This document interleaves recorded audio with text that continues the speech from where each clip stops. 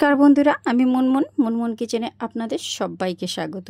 আজকে আমি আবার একটা নতুন রেসিপি নিয়ে হাজির হয়েছি। কলমি শাকের একটা দুর্দান্ত স্বাদের রেসিপি আপনাদের সঙ্গে আমি শেয়ার করব। আপনারা কলমি শাক তো অনেক রকমভাবে খেয়েছেন, কলমি শাকের ভাজি, চচ্চড়ি সব কিছু। তো একবার এইভাবে আমার মতো মসুর ডাল দিয়ে কলমি শাকের এই দুর্দান্ত রেসিপিটা আপনারা বানিয়ে দেখুন। এক থালা ভাত কিন্তু নিমেষেই শেষ হয়ে যাবে। এখানে দেখুন আমি 1 আঁটি কলমি শাক নিয়েছি। আর এই দেখুন বর্ষাকালের জন্য কলমি শাকের পাতায় কত পোকা রয়েছে। আর খুব ভালো করে কিন্তু শাকগুলোকে আগে প্রথমে আমি বেছে নেব। প্রত্যেকটা পাতা দেখে দেখুন যাতে পোকা না থাকে, সেই পোকা পাতাগুলোকে ভালো করে কেটে কিন্তু আমি বাদ দিয়ে পরিষ্কার করে বেছে একদম কেটে নেব। এবারে আগে আমাকে ভালো করে বেছে নিতে হবে, তো আপনারাও বর্ষাকাল পাতাগুলো একটু ভালো করে বেছে নেবেন। তো এখন দেখুন শাকগুলো যখন আমার বাছা হয়ে গিয়েছে, আমি শাকগুলোকে দেখুন একদম কিন্তু এইভাবে একটু বড় বড় রেখেই কিন্তু কেটেছি।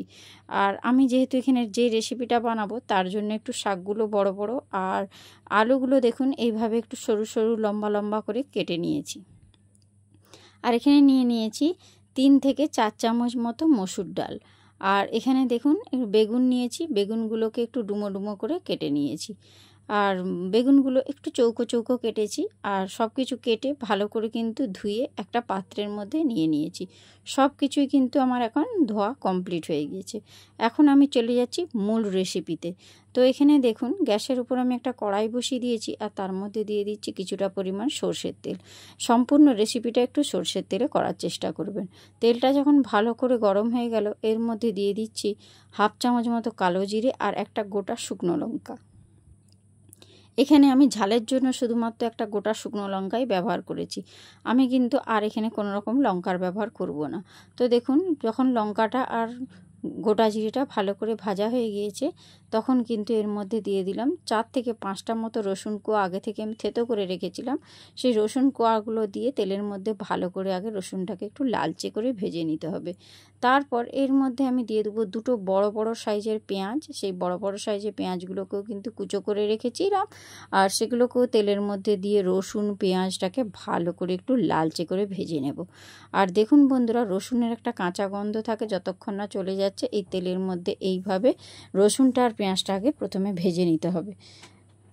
একদম ইউনিক স্টাইলের আমি কলমি শাকের রেসিপিটা আপনাদের সঙ্গে শেয়ার করার চেষ্টা করছি। আর যে বেগুনগুলো আমি কেটে ধুয়ে পরিষ্কার করে রেখেছিলাম, এখন সেই বেগুনগুলো প্রথমে আমি তেলের মধ্যে দিয়ে দিচ্ছি। আর বেগুনটা যখন আপনারা দেবেন গ্যাসের ফ্লেমটা একটু হাই করে রেখে দেবেন, তাহলে দেখবেন বন্ধুরা বেগুনটা খুব সুন্দর সুসেদ্ধ হয়ে যাবে আর খেতেও কিন্তু দারুণ লাগবে। সেই জন্য একটু গ্যাসের ফ্লেমটা বাড়িয়ে রেখে দেবেন। আর এখানে দেখুন এখন দিয়ে দিচ্ছি কেটে রাখা আলু। আর আলুগুলোকে আমি ঠিক এইভাবে লম্বা লম্বা করে কেটেছি, তো আপনারা চাইলেন একটু ডুমো ডুমোও কিন্তু কেটে নিতে পারেন। আর বেগুন আর আলুটাকে ভালো করে আগে তেলের মধ্যে এইভাবে নাড়িয়ে নিলাম। এবারে এর মধ্যে দিয়ে দেবো স্বাদ মতো একটু লবণ। লবণটা দিয়ে ভাজলে কী হয় বন্ধুরা, আলুটাও কিন্তু খুব সুন্দর সুসেদ্ধ হয়ে যাবে আর বেগুনটাও কিন্তু সুন্দরভাবে নরম হয়ে যাবে। আর এখন কিন্তু আমি গ্যাসের ফ্লেমটা হাই ফ্লেমে রেখেই কিন্তু রেসিপিটা তৈরি করছি, কারণ বেগুন যখন দেয়া হয় তখন কিন্তু একটু হাই ফ্লেমেই রাখতে হয়। আর এইভাবে ঢাকনা দিয়ে কিন্তু আমি বেগুনটা আর আলুটাকে ভালো করে একটু কুক করে নিচ্ছি। আর এখন দেখবেন আলুটা কিন্তু মোটামুটি সেদ্ধ হয়েছে, যেহেতু আমি ঢাকনা দিয়ে করেছিলাম তার জন্য। তো আমি আলুটা কেটে আপনাদেরকে একটু দেখিয়ে দেবো বন্ধুরা যে আলুটা কেমন সেদ্ধ হয়েছে।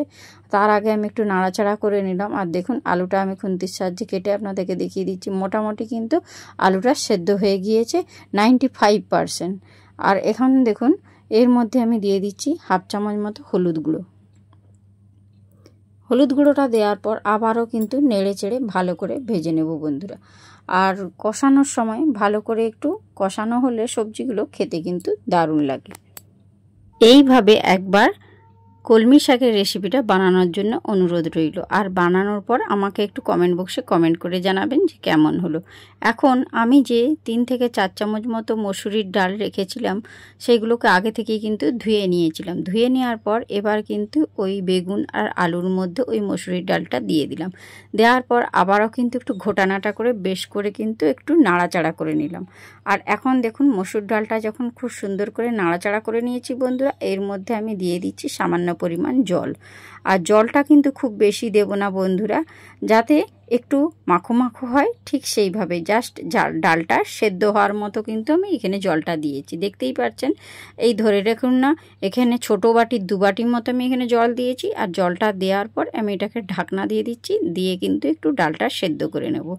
তাহলে দেখবেন রেসিপিটা খুব সুন্দর খেতে লাগবে। আর দেখুন এই পর্যায়ে আমি ঢাকনাটা খুলে দিলাম, আর খুলে দেওয়ার পর দেখুন যে পরিমাণ জলটা আমি দিয়েছিলাম এখন কিন্তু অনেকটাই কমে গিয়েছে। আর আলুগুলো দেখুন সুন্দর সুসেদ্ধ হয়েছে, আর যে ডালটা দিয়েছিলাম ডালটাও কিন্তু সুন্দর সেদ্ধ হয়ে গিয়েছে। এবারে দেখুন আমার রেসিপিটা কিন্তু এবারে একটা চমকপ্রদ রেসিপি হতে চলেছে। এবারে আমি কিন্তু এখন যে কলমি শাকটা কেটে রেখেছিলাম সেই কলমি শাকের কাঁটাগুলো কিন্তু আমি এখন এর মধ্যে দিয়ে দিচ্ছি। এবার দেওয়ার পর খুন্তির সাহায্যে ভালো করে কিন্তু নাড়িয়ে চাড়িয়ে আমি কিন্তু একটু কুক করে নেব। এখন যতটা পরিমাণ আপনারা শাক দেখতে পাচ্ছেন এতটা কিন্তু থাকবে না, এই শাকটা কিন্তু জোরে যেয়ে অনেকটাই কমে যাবে।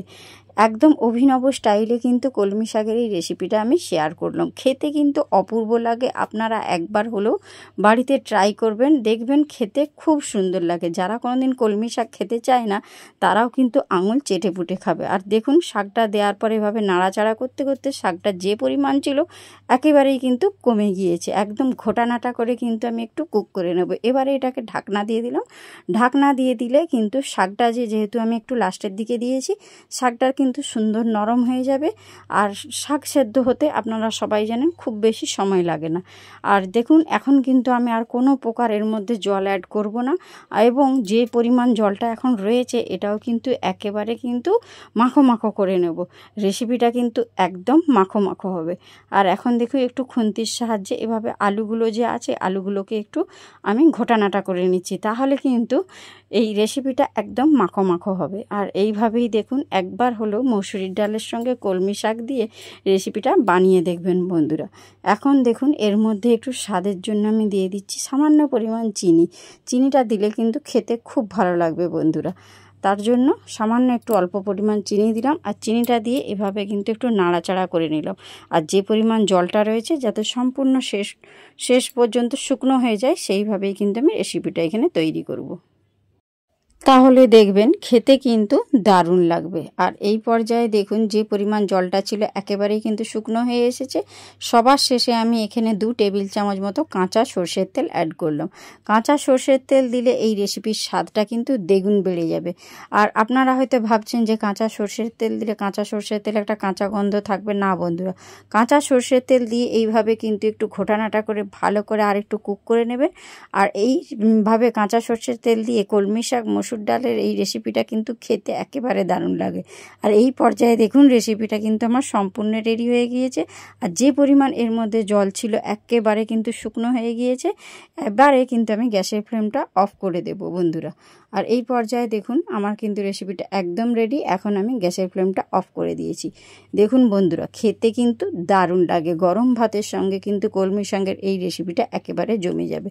আর গরম গরম আমি একটা প্লেটের মধ্যে সার্ভ করব। সার্ভ করে আপনাদেরকে দেখিয়ে দেব। দেখুন কতটা সুন্দর হয়েছে, কতটা লোভনীয় হয়েছে। একদম ইউনিক স্টাইলের আমি একটা কলমি শাকের রেসিপি শেয়ার করলাম। আমার বাড়ির সবাই কিন্তু খেয়ে খুবই প্রশংসায় পঞ্চমুখ।